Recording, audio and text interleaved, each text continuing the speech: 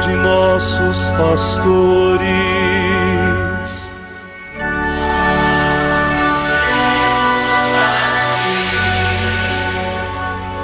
Professando todos uma só fé,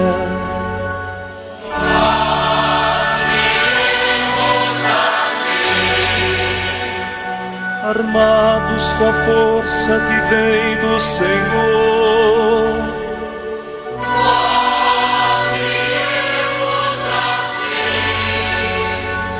sob o impulso do Espírito. Caro irmão, cara irmã, nesta segunda-feira da 16ª semana do Tempo Comum, a Igreja nos propõe mais uma vez uma palavra da sua tradição. O texto que nos é oferecido hoje pela Igreja, na segunda leitura do Ofício das Leituras na Liturgia das Horas, é mais um trecho da Carta aos Magnésios de Santo Inácio de Antioquia, bispo e mártir do século I da nossa era cristã.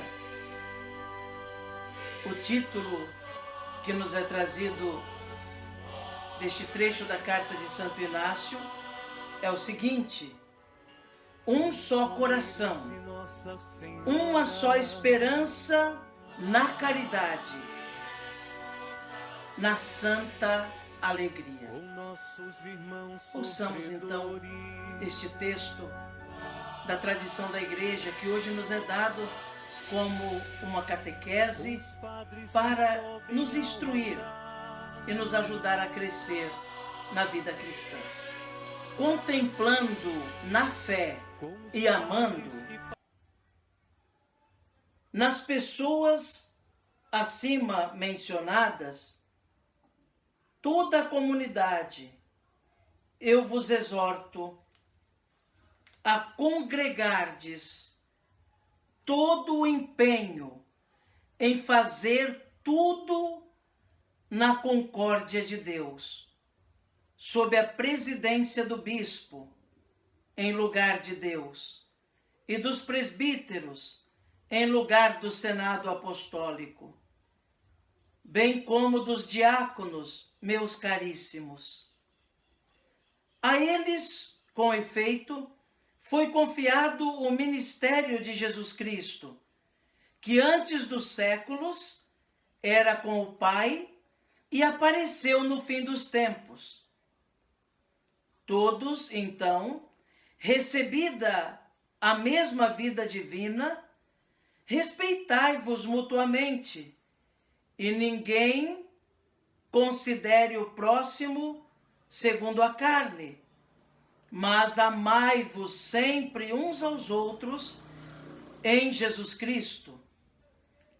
Nada haja em vós que vos possa separar. Uni-vos ao bispo e aos que presidem, como uma figura e demonstração da imortalidade. Da mesma forma que sem o Pai unido a ele, o Senhor nada fez por si, nem pelos apóstolos, assim também vós, sem o bispo e os presbíteros, nada executeis. Também não tenteis fazer passar por coisa boa o que se fizer em separado. Reunindo-vos, porém, seja uma só oração, uma só súplica, um só modo de pensar, uma só esperança na caridade, na santa alegria, pois um só é Jesus Cristo, mais excelente do que tudo. Acorrei todos como a um só templo de Deus, como a um só altar, a um só Jesus Cristo, que proveio de um só Pai, com ele só esteve e a ele voltou. Não vos deixeis seduzir por doutrinas estranhas e velhas e inúteis fábulas, se ainda vivemos de acordo com a lei judaica, confessamos não ter ainda recebido a graça, pois os santos profetas já viveram em conformidade com Jesus.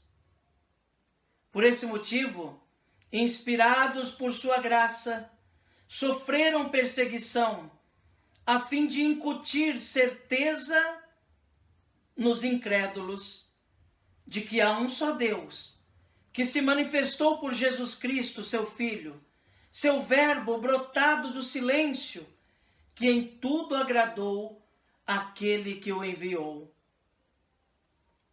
Há quem negue a ressurreição de Cristo. Como isto é possível, se por ela recebemos o mistério da fé e por sua causa nos constituímos discípulos de Cristo, nosso único doutor?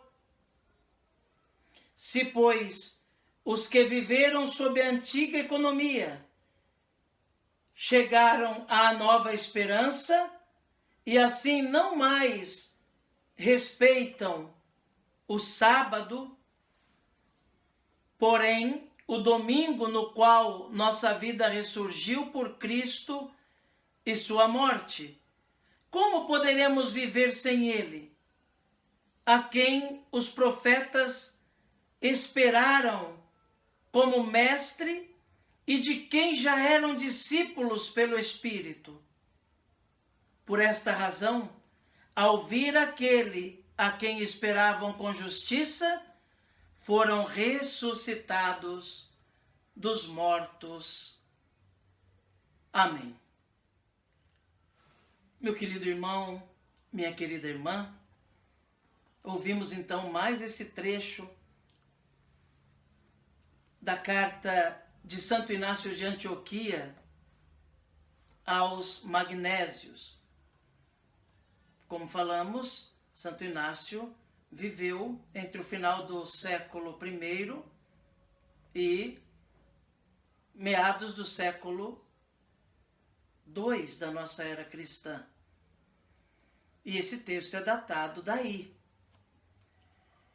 Santo Inácio tem a responsabilidade de exortar irmãos de muitas comunidades para a importância de manterem-se em unidade.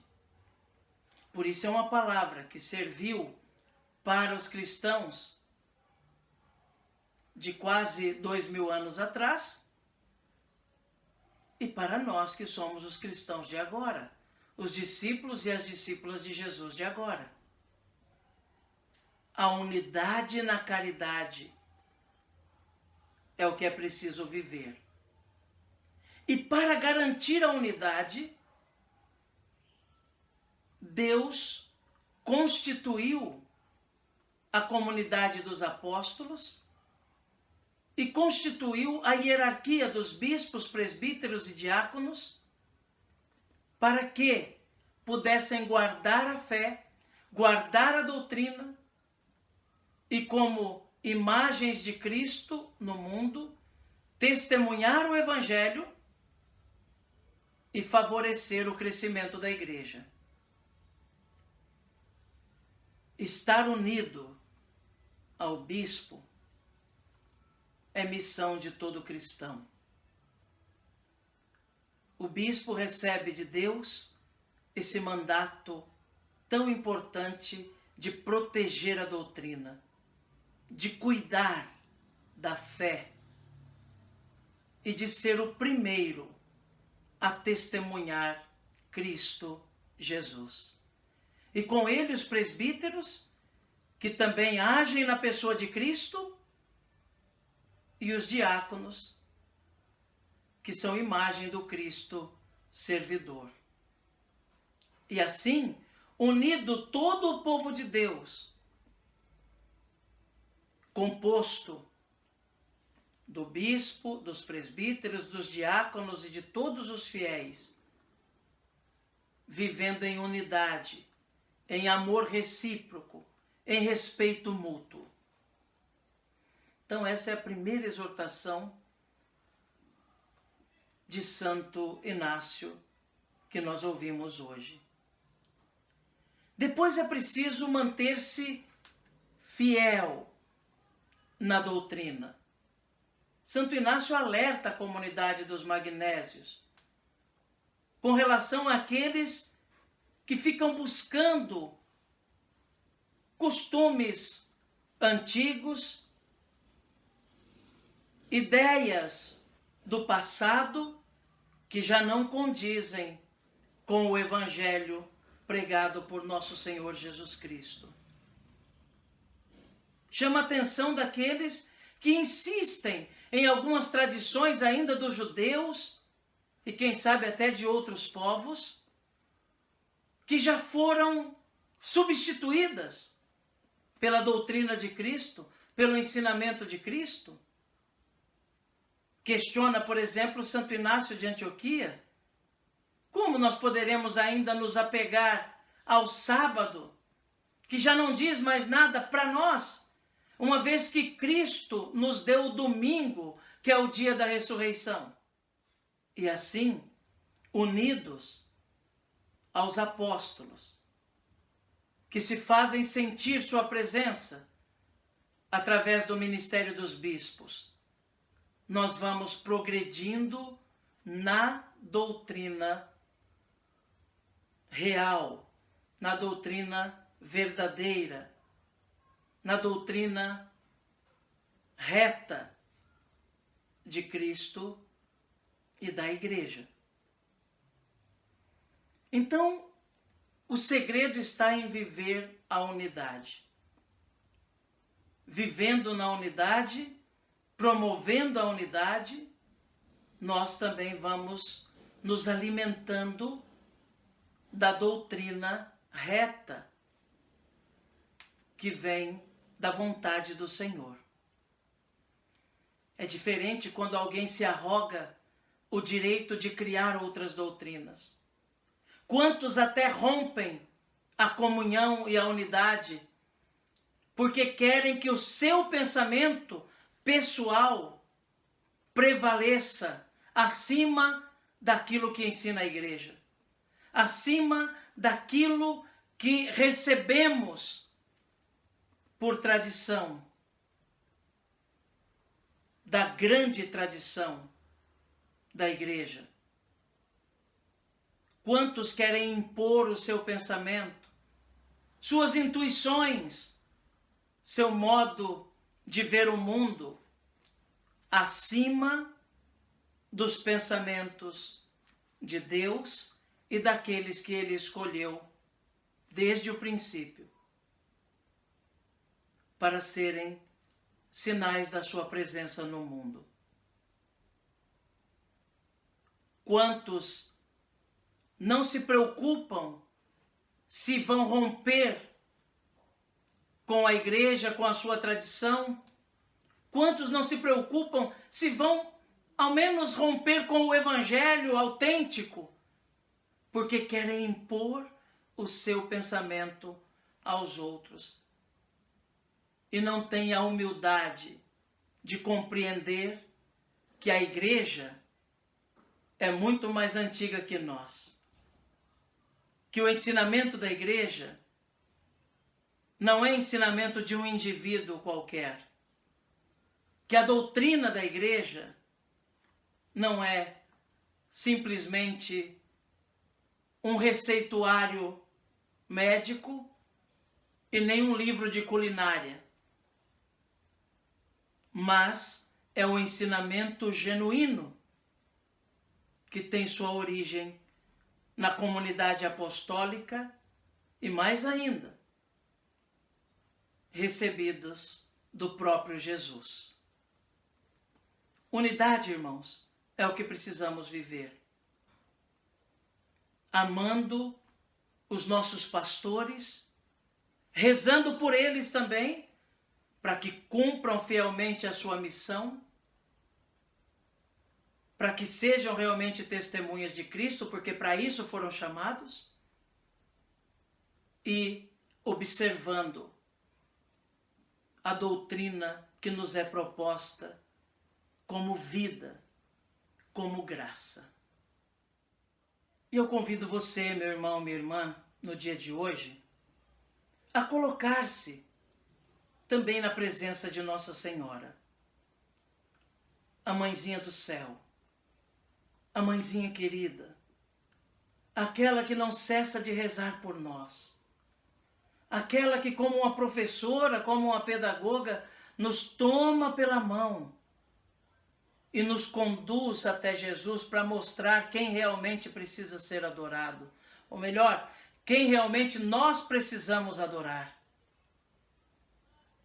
É ela que aponta para Jesus. Esse é o meu filho. É a Ele que vocês devem adorar. É diante dele que vocês devem dobrar os joelhos. Ele é o Senhor de tudo. Ele morreu na cruz e ressuscitou para salvar você, para salvar a mim. E Maria, como uma professora e como uma pedagoga que nos conduz até Cristo, também conduz a Ele as nossas preces, as nossas orações. Porque ela, antes de nós, já se beneficia dos frutos da salvação de Cristo e da ressurreição de Cristo. Ela que está ressuscitada junto do seu Filho Jesus. Apresentemos então a Nossa Senhora nossas preces, pedidos, pessoas que nós amamos, agradecimentos, situações que estamos passando e queremos que chegue até Jesus. E Ele não será indiferente ao pedido da mãe.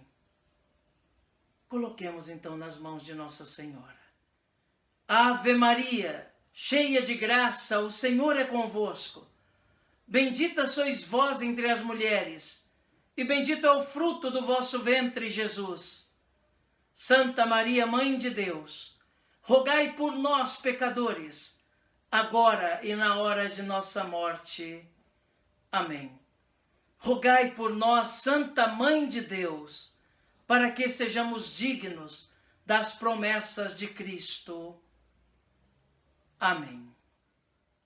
E a você, meu irmão, minha irmã, desejo que tenha um dia cheio da bênção de Deus. Que você faça a experiência viva de Cristo no dia de hoje. Que cada pessoa que você encontrar, nela você possa fazer a experiência de Deus. Vendo o rosto, seja transfigurado ou desfigurado de Cristo nos irmãos. Que você seja capaz de viver o perdão, a reconciliação e a misericórdia de modo grandioso no dia de hoje. Que Jesus abençoe você, meu irmão. Que Jesus abençoe você, minha irmã. Que Jesus abençoe a sua família. Abençoe-vos o Deus Todo-Poderoso, Pai, Filho e Espírito Santo. Amém.